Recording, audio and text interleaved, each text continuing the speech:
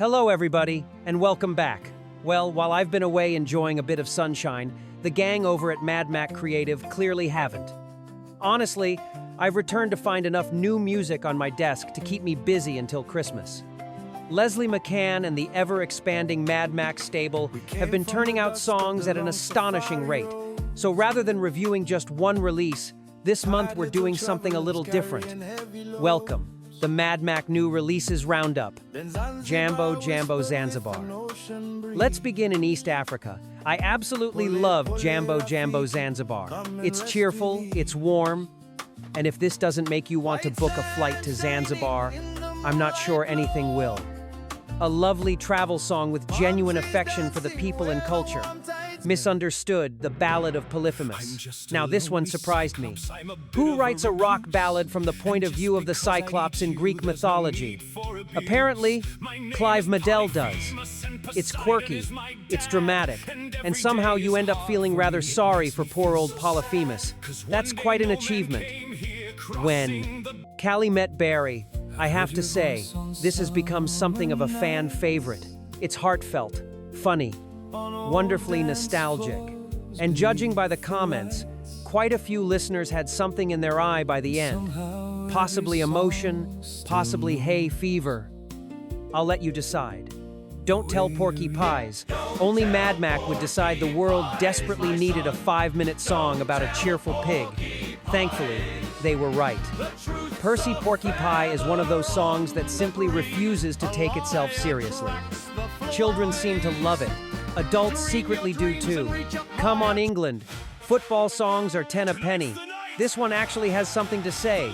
Less about winning, more about teamwork, recognizing the squad, and those players waiting patiently for their opportunity, a nice message that reaches well beyond football. Oh, my hat. I still smile every time I hear this. Inspired by Leslie's African Safari, one unfortunate hat. And probably the only song ever written celebrating headwear disappearing across the Namibian desert, completely bonkers, which is exactly why it works. Dolce Pepone, now this is rather lovely. A little musical postcard to Paris, French atmosphere. Gentle romance, beautiful visuals. If you enjoy wandering around Montmartre with a coffee, this one's definitely for you. The Abbot and the Boy. Probably one of the most ambitious productions MadMac have attempted. History, legend, folk influences, rock, choirs, and enough atmosphere to fill an old monastery. It's storytelling on quite a grand scale. Tell Me Again, One More Dance, performed beautifully by Annabelle Brown. A wonderfully mature love song. No gimmicks, no shouting, just elegant songwriting about memories, second chances, and dancing one more time. Sometimes simplicity wins. Midnight Sax Appeal. Claude Martin finally gets center stage. And what a stage! Smooth, funky, slightly outrageous, and proving beyond doubt that apparently there is no such thing as too much saxophone. Especially according to Clive. I'm not entirely convinced. Clive certainly is. 3 new releases. Now before we finish, 3 brand new releases have just landed. Please Coos Me, a surprisingly touching song, inspired by football, but really about every person who's ever waited patiently on the sidelines hoping somebody finally notices them. I suspect this one will resonate with a lot of people. Missing You with All My Heart, performed by Candice. This is probably one of the strongest vocal performances we've heard from the MadMac stable. Candice brings genuine warmth and vulnerability to the lyric. A beautiful production. I Miss You Too, performed by Josh Andrews. And then comes the clever bit. Rather than simply writing another love song, Leslie wrote the reply, the companion piece, the other side of the conversation. Josh Andrews gives a lovely, understated performance. And together, the 2 songs become one story viewed from opposite sides. That's actually quite an original idea. So, what have we learned? Well, firstly, Leslie McCann clearly doesn't believe in holidays. Secondly, Clive Madel never seems to run out of ideas.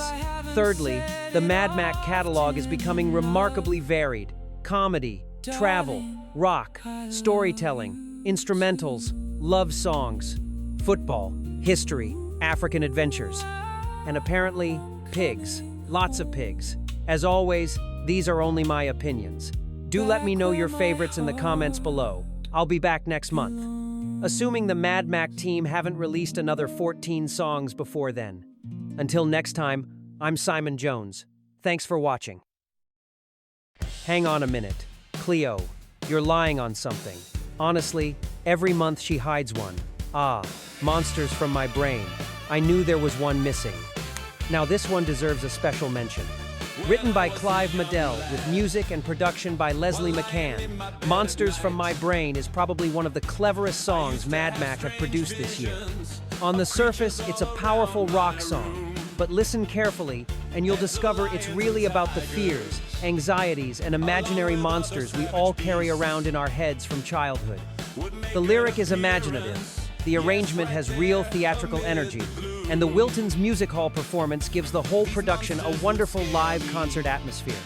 It's one of those songs that reveals something new every time you hear it. Very clever, gentlemen. Were you saving the best until last, Cleo? I shall take that as a yes. Well, that's definitely everything. Thank you for joining me for this month's MadMac Monthly Review. Next time, we'll discover whether any of today's new releases have earned a place in the July 2026 MadMac Top 30 Singles Chart Show. Until then, keep listening, keep supporting independent music, and I'll see you next time. Imagine there were monsters in my bedroom, monsters on my bed, monsters all around me, monsters in my head, monsters in the bathroom, monsters in the hall, monsters right beside me, monsters on the walls, monsters in my study, monsters on the stairs, monsters in the kitchen, monsters everywhere, monsters on my pillows, monsters so it seems, not just in my nightmares, but also in my dreams. Didn't have an answer, I didn't have a single clue why such apparitions would confront me, driving me insane. But when I grew older and thought about what I had seen, the truth really struck me. They were monsters from my brain.